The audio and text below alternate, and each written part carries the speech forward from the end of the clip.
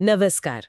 आज हम एक ऐसी किताब की दुनिया में उतर रहे हैं जिसने सचमुच लाखों लोगों के लिए पैसे के मायने ही बदल दिए। Rich dad poor dad. जी हाँ, बहुत ही प्रभावशाली किताब है ये। और हमारे पास जो स्रोत हैं वे इस किताब के सबसे कहना चाहिए दमदार विचारों को सामने रखते हैं। बिल्कुल। तो आज का हमारा मिशन है इन स्रोतों की मदद से ये समझना कि रॉबर्ट कियोसाकी की ये किताब आखिर आर्थिक आजादी का कौन सा नक्शा पेश करती है। ऐसा क्या है इसमें। हाँ, क्या खास बात है जिसने इसे इतना पॉपुलर बना दिया। और ये कहानी शुरू होती है दो बिल्कुल अलग सोच वाले पिताओं से। मतलब यहीं से पैसों को लेकर दो दुनियाओं का फर्क साफ नजर आने लगता है। जी, ये फर्क ही बुनियाद है। चलिए इसी फर्क को समझने की कोशिश करते हैं। हाँ, तो कियोसाकी अपने बचपन के दो प्रभावशाली किरदारों का जिक्र करते हैं। एक उनके अपने पिता जिन्हें वे पुअर डैड कहते हैं जी। और दूसरे उनके दोस्त के पिता जिन्हें वे रिच डैड का दर्जा देते हैं। पुअर डैड बहुत पढ़े लिखे थे, पीएचडी थे और सरकारी नौकरी में भी थे ऊंचे पद पर। जी हाँ, अच्छी अकादमिक योग्यता। उनकी सोच एकदम पारंपरिक थी। खूब पढ़ो, अच्छी डिग्री लो और एक सुरक्षित नौकरी, बस यही सफलता का रास्ता मानते थे वो। हाँ, जो ज्यादातर लोग सोचते हैं। बिल्कुल। लेकिन जैसा कि हमारे स्रोत बताते हैं, तमाम योग्यताओं के बावजूद वे हमेशा मतलब पैसों की तंगी से जूझते रहे। ये बात गौर करने वाली है। और दूसरी तरफ है रिच डैड। वो शायद 8वीं कक्षा भी पूरी नहीं की थी उन्होंने। अच्छा। हाँ, पर वे हवाई के सबसे अमीर लोगों में से एक बन गए।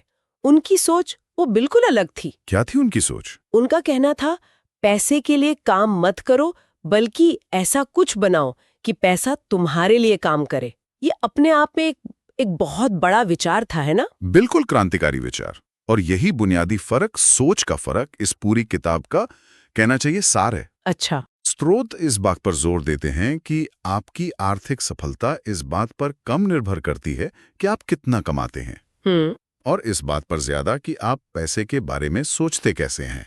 सोचने का तरीका। जी, पुअर डैड सुरक्षा और तनख्वाह पर ध्यान केंद्रित करते थे, जबकि रिच डैड संपत्ति बनाने और पैसे से पैसा कमाने पर। ये सिर्फ अलग रास्ते नहीं थे, ये पैसे को देखने के दो बिल्कुल विपरीत नजरिए थे।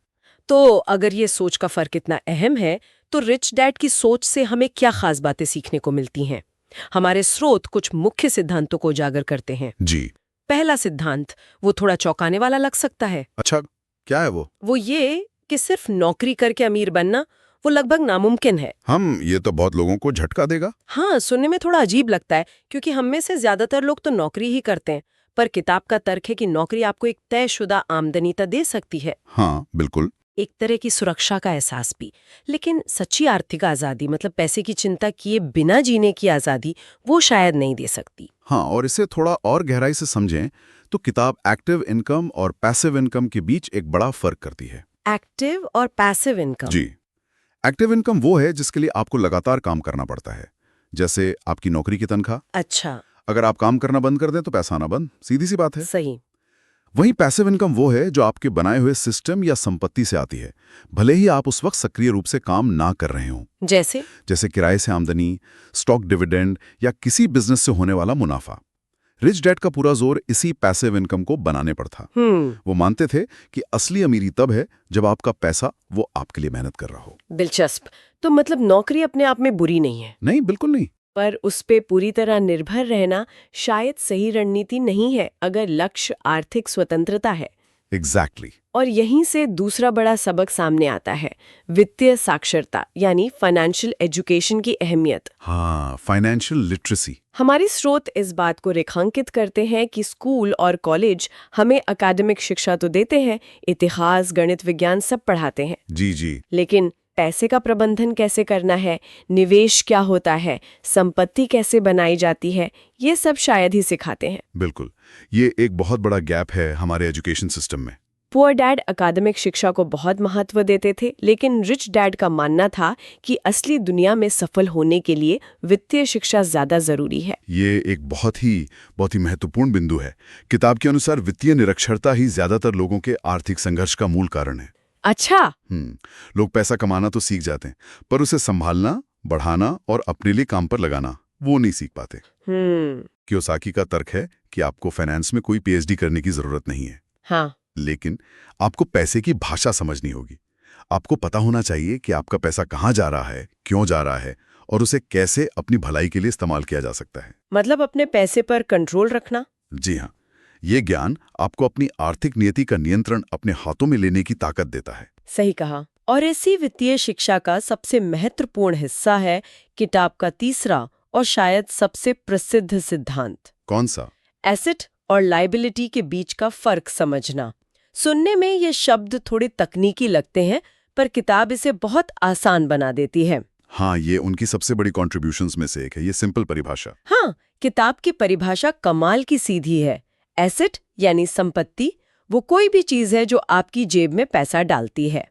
पैसा लाती है। और लायबिलिटी यानी देनदारी, वो कोई भी चीज है जो आपकी जेब से पैसा निकालती है। बस इतना ही। इतना सरल। उदाहरणों से ये और साफ हो जाता है। जैसे अगर आपने कोई घर खरीदा है और उसे किराए पर दिया हुआ है, जिससे हर महीने आपकी जेब में पैसा आ रहा है, तो वो घर एक एसेट है। अच्छा। इसी तरह कोई बिजनेस जो आपको मुनाफा दे रहा है, या स्टॉक या बॉन्ड जिनसे आपको डिविडेंड या ब्याज मिल रहा है, ये सब एसेट हैं। ठीक है। और लायबिलिटी? वहीं दूसरी तरफ, अगर आपने लोन लेकर एक बड़ी कार खरीदी है जिसकी किश्तें हर महीने आपकी जेब से पैसा निकाल रही हैं। हाँ, ईएमआई जाती है। जी, और साथ ही उसका बीमा, रख रखाव और पेट्रोल का खर्च भी है, तो वो कार एक लायबिलिटी है। इसी तरह क्रेडिट कार्ड का कर्ज, पर्सनल लोन, या यहाँ तक कि वो बड़ा सा घर जिसमें आप खुद रहते हैं और जिसके लिए आप भारी होम लोन चुका रहे हैं, रख रखाव उस पर खर्च कर रहे हैं, किताब के नजरिए से ये भी लायबिलिटीज हो सकती हैं। अरे, घर भी जिसमें हम रहते हैं? हाँ, क्योंकि ये लगातार आपकी जेब से पैसा निकाल रही हैं। ओह, बिल्कुल। और यहाँ एक बहुत ही अहम बात है जिसे स्रोत उजागर करते हैं। अमीर लोग लगातार एसेट्स खरीदते हैं। वे अपनी कमाई का बड़ा हिस्सा ऐसी चीजों में लगाते हैं जो भविष्य में उनकी जेब में और पैसा डालें। अच्छा। जबकि मध्यम वर्ग और गरीब लोग अक्सर लायबिलिटीज खरीदते हैं और कई बार उन्हें एसेट समझ लेते हैं। जैसे कि घर? हाँ, जैसे उन्हें लगता है कि बड़ा घर खरीदना एक अच्छा निवेश है, लेकिन अगर वो घर सिर्फ पैसा निकाल रहा है, लोन, टैक्स, मेंटेनेंस, तो वो वित्तीय स्वतंत्रता की राह में एक बाधा बन सकता है। अरे, ये तो सोचने का बिल्कुल अलग तरीका है। मतलब घर खरीदना हमेशा अच्छा निवेश नहीं होता। कियोसाकी के नजरिए से अगर वो आपकी जेब से पैसा निकाल रहा है तो नहीं, ये पारंपरिक सोच से बिल्कुल अलग है। बात तो सोचने वाली है। किताब कहती है कि आपको हर चीज को इसी तराजू पर तौलना चाहिए। क्या ये मेरी जेब भर रहा है या खाली कर रहा है? ये सवाल आपके खर्च करने और निवेश करने के हर फैसले को बदल सकता है। बिल्कुल। दिक्कत यह है कि ये लायबिलिटीज आपकी कमाई का वो हिस्सा खा जाती हैं जिससे आप असल में एसेट बना सकते थे। हाँ। यानी ये आपको अमीर बनने से रोकती हैं। ये सीधे पैसे को अपने लिए काम पर लगाने वाली रिच डैड की फिलॉसफी से जुड़ता है। वाकई, ये फर्क समझना बहुत जरूरी है। और इसी से जुड़ा है चौथा सबक, जो थोड़ा मनोवैज्ञानिक है। भावनाओं से जुड़ा हुआ है। हाँ, डर और लालच जैसी भावनाओं पर काबू पाना। स्रोत बताते हैं कि ज्यादातर लोग चूहा दौड़, रैट रेस में इसलिए फंसे रहते हैं क्योंकि वे डर से प्रेरित होते हैं। किस तरह का डर? नौकरी खोने का डर, बिल न चुका पाने का डर, गरीब रह जाने का डर। ये डर उन्हें सुरक्षित खेलने पर मजबूर करता है। वे जोखिम लेने से कतराते हैं। हाँ, कंफर्ट जोन से बाहर नहीं निकलते। बिल्कुल। और उसी नौकरी के चक्कर में फंसे रहते हैं जहां वे पैसे के लिए काम करते हैं। हाँ, और दूसरी तरफ है लालच। लालच कैसे? जब थोड़ी ज्यादा कमाई होती है तो लोग अक्सर उसे फिजूल खर्चे में उड़ा देते हैं।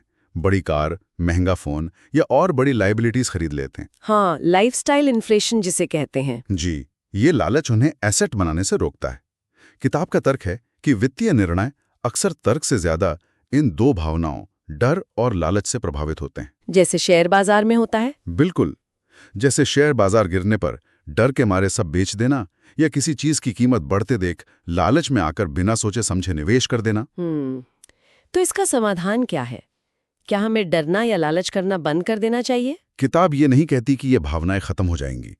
ये तो मानवीय भावनाएं हैं, रहेंगी ही। हाँ। बल्कि किताब कहती है कि हमें इन भावनाओं को पहचानना सीखना होगा और उन्हें अपने ऊपर हावी नहीं होने देना होगा। उन्हें मैनेज करना सीखना होगा। जी हाँ, वित्तीय बुद्धिमत्ता का एक बड़ा हिस्सा भावनात्मक बुद्धिमत्ता भी है। यानी पैसा कमाने के लिए सिर्फ होशियार दिमाग ही नहीं, अपने जज्बातों पर काबू रखना भी उतना ही जरूरी है। अच्छा। रिच डैड डर को महसूस करते थे, पर वे उसे अवसरों को खोजने और सीखने की प्रेरणा के रूप में इस्तेमाल करते थे, न कि छिपने के बहाने के रूप में। ये तो गहरी बात है। तो अगर हम इन चारों मुख्य सबकों को एक साथ देखें, नौकरी पर निर्भरता कम करना, वित्तीय शिक्षा हासिल करना, एसेट और लायबिलिटी का फर्क समझना और अपनी भावनाओं को नियंत्रित करना, तो क्या तस्वीर उभरती है? तस्वीर ये उभरती है कि ये किताब सिर्फ पैसे कमाने के टिप्स नहीं दे रही, ये एक पूरी मानसिकता, माइंडसेट बदलने का आह्वान कर रही है। Mindset shift. जी, ये कर्मचारी की सोच, एम्प्लॉय माइंडसेट यानी तनख्वाह के लिए काम करना, सुरक्षा ढूंढना, से निवेशक या मालिक की सोच, इन्वेस्टर ओनर माइंडसेट यानी संपत्ति बनाना, पैसे को अपने लिए काम पर लगाना की तरफ जाने की बात कर रही है। अच्छा। ये आपको सिखाती है कि पैसा एक शक्तिशाली साधन है और अगर आप इसे समझना सीख लें तो आप इसे नियंत्रित कर सकते हैं, बजाय इसके कि ये आपको नियंत्रित करे। मतलब ये सिर्फ अमीर कैसे बने गाइड नहीं है, नहीं, बल्कि ये पैसे के साथ अपना रिश्ता कैसे सुधारें गाइड ज्यादा है। बिल्कुल सही कहा आपने। ये पैसे के मनोविज्ञान, पैसे के खेल के नियमों और उन नियमों को अपने पक्ष में कैसे इस्तेमाल किया जाए, इस पर केंद्रित है। ये इस बात पर जोर देती है कि आपकी सबसे बड़ी संपत्ति आपका दिमाग है। दिमाग? हाँ, और उसमें सही ज्ञान और सही सोच डालना ही वित्तीय स्वतंत्रता की कुंजी है। ये सिखाता है कि असली दौलत बैंक बैलेंस में नहीं, बल्कि आपकी समझ और आपकी काबिलियत में है कि आप पैसा कैसे बनाते और संभालते हैं। तो कुल मिलाकर हमारे स्रोतों से जो बात निकल कर आ रही है वो ये है कि रिच डैड पुअर डैड हमें सिखाती है कि पैसे के पीछे भागने के बजाय पैसे को अपने पीछे भगाना सीखो। बिल्कुल। वित्तीय साक्षरता हासिल करो, एसेट्स बनाओ, अपनी भावनाओं पर काबू रखो और धीरे धीरे उस चूहा दौर से बाहर निकलो जिसमें ज्यादातर लोग फंसे हुए हैं। सही है, एक प्रोसेस है ये। और अंत में वही एक लाइन जो शायद इस पूरी चर्चा का और किताब का निचोड़ है, अमीर लोग पैसे के लिए काम नहीं करते, पैसा उनके लिए काम करता है। ये याद रखना जरूरी है। निश्चित रूप से ये सबसे महत्वपूर्ण टेक अवे है और आज की इस बातचीत के आधार पर खासकर एसेट और लायबिलिटी के उस शक्तिशाली फर्क को ध्यान में रखते हुए एक विचार साझा करना चाहूंगा। जरा सोचिए, इस हफ्ते हम अपने रोजमर्रा के खर्चों या छोटी छोटी वित्तीय आदतों को इस नजरिए से देख सकते हैं। कैसे? क्या कोई ऐसा छोटा सा बदलाव या मूल्यांकन है जो हम कर सकते हैं?